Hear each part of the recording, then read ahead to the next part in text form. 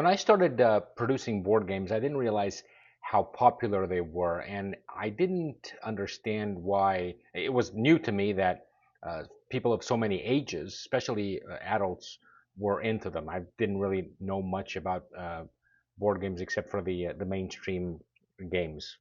I believe books are the best way to learn. Now, there's magazines, there's newspapers, there's videos, and I'm including audiobooks, of course, as well. And to me, the book is built in a perfect way because it gives you just enough information, not too much, not too little. And when you're looking for a topic, say the Blitz in 1940 in London, you can get a good idea of that topic without having to go through a lot of other publications, including newspapers. On the other hand, a movie, even if it's a documentary, is not going to give you probably enough in-depth research knowledge of that. It's very concentrated and it's made in a way that appeals to the casual person who is more curious than interested in history. Books still today, even with all the other different things that are out there, including YouTube videos like this one, documentaries, website articles, Wikipedia, which does have its place, books are still, in my opinion, the best way to get knowledge. But the thing is, how to get somebody interested in books in the first place. That's the key thing, because once you're used to reading, then you're on your way. But a lot of adults have never really experienced the joy that it is to learn through books because they never develop that habit, and that the habit needs to be developed usually on the early ages, when you're a child or a teenager or a young adult. After that, it becomes, the habits that we develop as we're teenagers are the ones that we're going to keep for most of our lives. So the fact is that many adults don't read books, and we don't have to be snobs about it. It's just a fact. Books are not the knowledge; they're just a means to get the knowledge across. And since, for the sake of argument, they're the best way to get knowledge across, the question is how to get people interested. Now, in my particular case, I'm a child of the 80s and 90s. Movies were often the way to get me into new things. As an example, I saw Jaws and I became interested in sharks. Um, Later, I saw Towering Inferno with Steve McQueen and Paul Newman, and fell in love with skyscrapers. And I devoted hundreds and hundreds of hours on designing new glass towers like the one in the movie. Right? Saw The Godfather Part Two when I was a teenager, and that led me in a roundabout way to become interested in politics and social issues. World War II needs no explanation. There's so many movies about World War II. When I was around 15 years old, I was setting the table for dinner once, and there was a TV commercial, and I knew who these people were, but I saw a picture of Montgomery and of Patton on the television as I was setting the table for dinner, and it said, "Come and have breakfast with these commanders." And that's just that tagline, that ad just grabbed me, and what they were advertising was a publication that would come out on Sundays. They had, I don't know if they still do that, but they had that back then.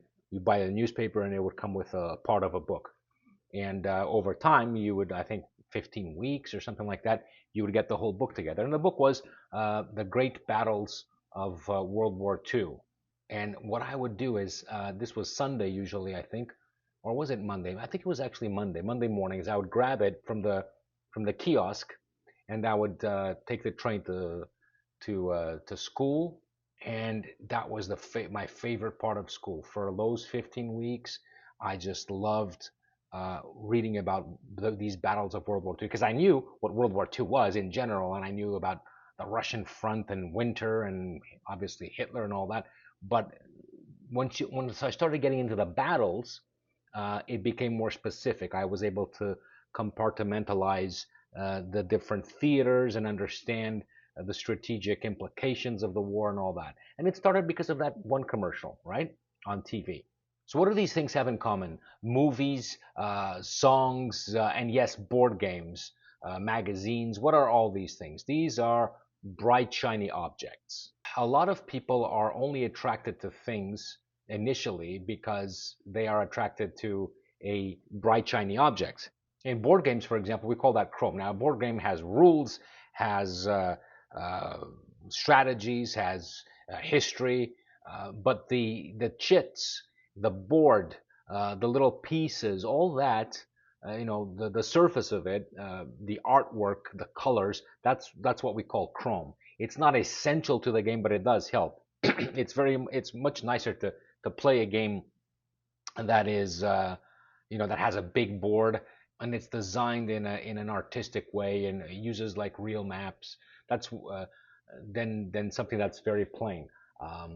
Get you more engaged. That's why we've always designed Civil War Commander games to have that aspect. It comes in a big tube box so that the map is never folded and everything fits in there properly so that you have the full experience. Anyway, the point here is that movies, Civil War, American Civil War reenactments, toys, board games, these are all by nature a visual medium. And whether you have knowledge about certain topics, interests, or whether you're not interested, that superficial quality turns the curiosity into an interest. So it turns into questions that you have about something. Now you're attracted, you're hooked because you played a board game or because you saw a movie and now you want to know more. And so that's when you transition now to documentaries and then books. Because books, there are, for example, there has been roughly one book every day published about the American Civil War since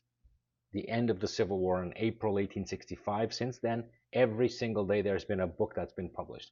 So imagine, World War II has hundreds of thousands of books as well.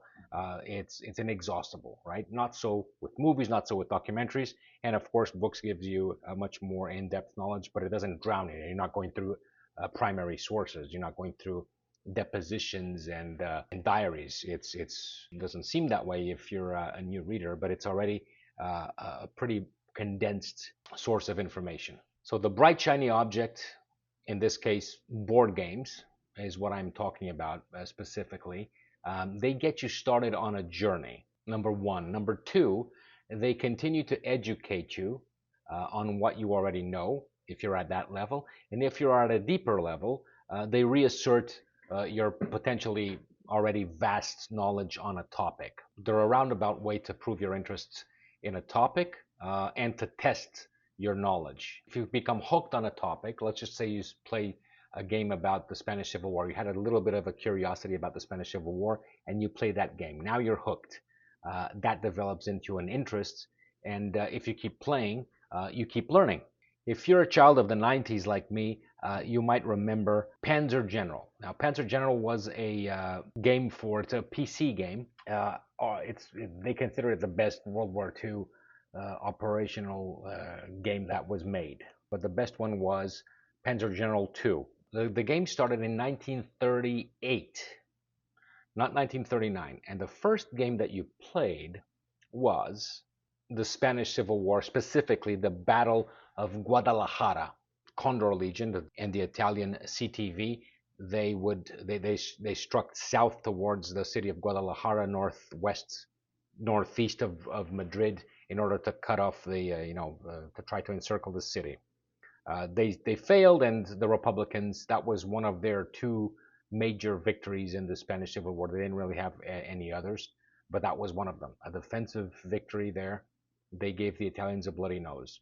I played the game as a young man, and then later on, and this was after I was already married.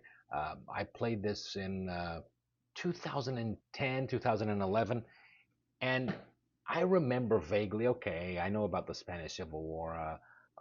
Franco, I know that name, and I know there was a nationalist, and then the other guys were the Republicans. I had a vague knowledge. I played for 2-3 years very intensely. For some reason, I just became enthralled by the Spanish Civil War.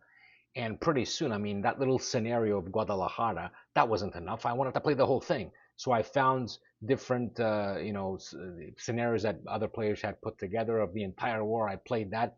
And then I started reading on it. The curiosity turned into, I'm not going to call it an obsession, but it was a deep, deep interest. I read on it day and night. Hugh Thomas' book is one of the best. Then I also read Anthony Beevor's book.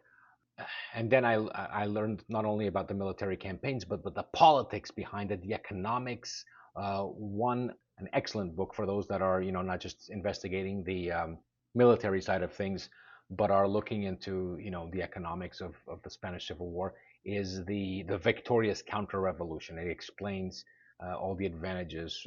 One could compare it to the American Civil War, the North and the South. The Union had the economic advantage. It's a little bit like that in the Spanish Civil War. So what happened after a couple of years, um, that went away. Then I spent maybe 2 years without getting into the Spanish Civil War too much. I would always listen to an audiobook or something or a documentary, rewatch some things. But then when COVID hit, my life changed dramatically, like it did for a lot of people, and that's when I started developing Civil War Commander game series. And the first thing that came to my mind was, okay, let me focus on civil wars because I don't want to go into the mainstream. I just want to focus on civil wars. And I was going to start with the American Civil War, which is now out. But no, I wanted to start it. It had to be the Spanish Civil War. It's not as popular as the American, obviously, but it had to be the flagship because that was something that I was into, and it was a labor of love. Now, I'll tell you that the research that it took to do that was an entire year's work. It was about 1,000 hours, but only COVID gave me the perfect opportunity. I couldn't have done it any other time. COVID gave me the perfect opportunity to indulge into this study and to start developing a whole game system and study the Spanish Civil War in great detail so that I could do it justice with this game. It took about 1,000 hours of work.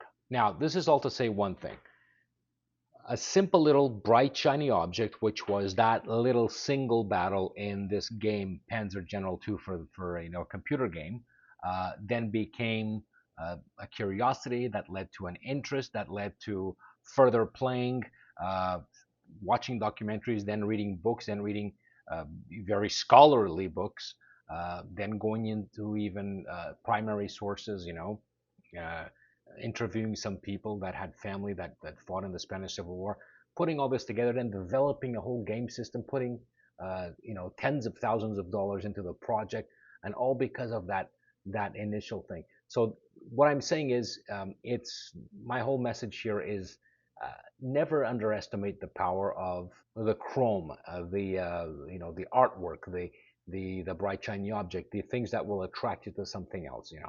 A lot of times in university or when people don't like, I mean, some professors don't even like too many pictures or maps. I bet you wonder sometimes why certain books don't have more maps in the military books. It's because maps are actually extremely expensive to put in a book. Sometimes that's why we often don't see more of them. But they're important, especially if you're a visual person like me, and a lot of younger students and children are.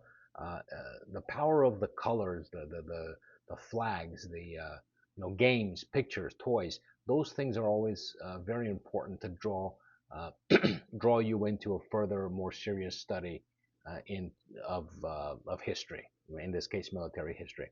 And board games certainly do that. And that's why even after we had launched the second game, Spanish Civil War, now American Civil War Commander, I didn't realize how important these things were as teaching tools.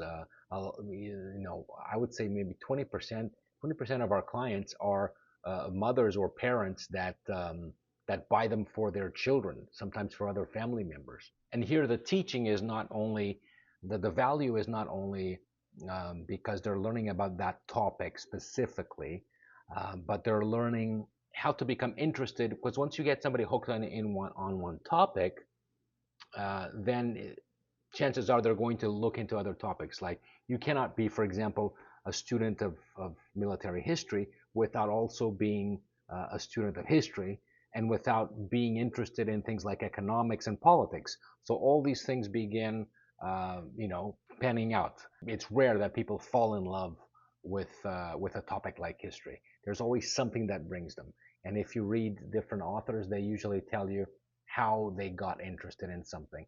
If it's an author from the 1960s, when if they were a child in the 1960s, 40s, 60s, it's usually a book that they've read from a renowned historian.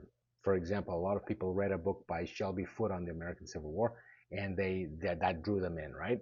Or Bruce Catton. If you're a child from the 70s, 80s, it might be a television program that you've seen or something that you've seen in the movies. From the 80s, from the 90s, it could have well been a computer game that got you interested in a war, the Gulf War, uh, World War II, World War II in the East. Whatever it is, it's something that drew you in. And that's what we hope. That's why the company is called Student Commander. You're a commander of forces in the field, but you're also a student. You're always learning as well. And you are in command of your own learning to some extent. It's a pleasure for us to put out these games, and we envision a long uh, relationship with home students of military history and history through the next games that we're going to produce. Um, Roman Civil War, Russian Civil War, the Chinese Civil War, Vietnam War, Korean War.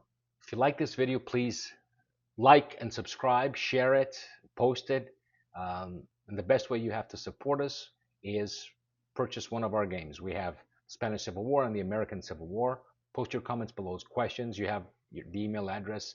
Please feel free to contact us. We love talking to fellow armchair generals.